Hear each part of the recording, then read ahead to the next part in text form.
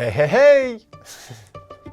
Hey, George Stark. Et si tu veux me rencontrer, moi je suis sur Tinder. Et moi, c'est Bobby Smith. Et aujourd'hui, nous parlerons des trucs et astuces. Allez, bim, on est parti. Le top 10 des trucs à savoir pour être un vrai pro. Un rockstar, Jouer à la bien, quoi. Devenir un déclassé du laser. sans être un FDP du game, tout en ayant un jeu guacamolesque. Pensez au bon gros pouce en l'air. C'est parti pour ce top 10 des trucs et astuces pour réussir sa partie de laser.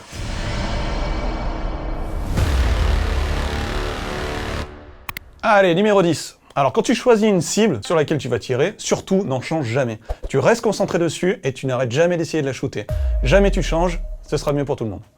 Numéro 9. La cible épaule est la cible privilégiée. Pourquoi? Car elle est visible de n'importe où, dans n'importe quelle position. La numéro 8, ton flingue doit toujours être en mouvement, que ce soit en V2 ou en V3. Comme ça, ton adversaire aura une cible potentielle en moins. Numéro 7. Si t'arrives dans le dos d'un adversaire, arrête d'être con à vouloir le shooter sur les épaules et démonte-le sur une bonne grosse cible dorsale. Numéro 6. En cas de duel de flingue, t'as l'avantage si ton flingue est sorti le premier. Donc une fois que t'as engagé le duel, essaye pas de le re-rentrer, de le ressortir, laisse-le dehors et t'auras l'avantage. Number 5. Ne t'obstine pas. Si tu n'as pas shooté le gars et qu'il ne t'a pas vu, change de position pour trouver un meilleur angle. Parce que quand tu commences à mettre du temps à toucher quelqu'un, tu te mets à gamberger, et quand tu réfléchis trop, ton geste est plus naturel, et bien souvent c'est toi qui prends la touche. Numéro 4. Quand tu t'es fait shooter, ne regarde pas ton écran pour savoir si tu es toujours dans la partie. Tu dois savoir quand ton flingue est actif. Prends l'habitude de compter les secondes dès que tu es éteint, et dans quelques temps, ça deviendra vraiment naturel, et tu sauras exactement au dixième de seconde près quand est-ce que tu vas te rallumer. Numéro 3.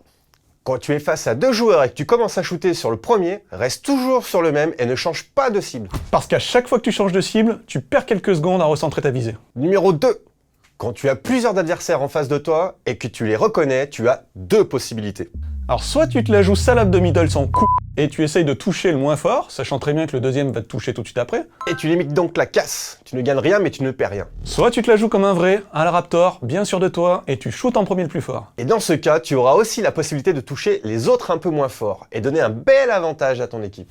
Et la numéro 1, si tu es face à un adversaire très très fort, mais fuis. Pas la peine de donner des points si tu sais que tu perdras d'avance. Joue la malin, planque-toi derrière une planche et fais une annonce à ton Raptor qui viendra gentiment le toucher dans le dos. Mais ça, c'est seulement si tu es en compète. Parce que si t'es à l'entraînement, il faut absolument jouer les duels contre les plus forts. C'est vraiment comme ça qu'on apprend le mieux et le plus vite. Contre moins fort, on maintient son niveau. C'est toujours en se mesurant au mutant qu'on progresse. Toi le mutant. Allez, bah si vous avez des trucs en plus, n'hésitez pas à nous les partager, comme Ben qui nous disait « Super vidéo. Et s'il y a des grilles, tu casses le blocus par le haut.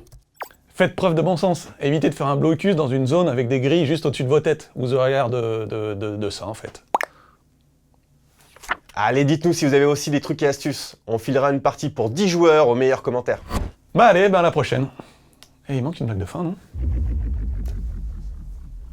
Ouais, je vois que c'est toi la blague de fin.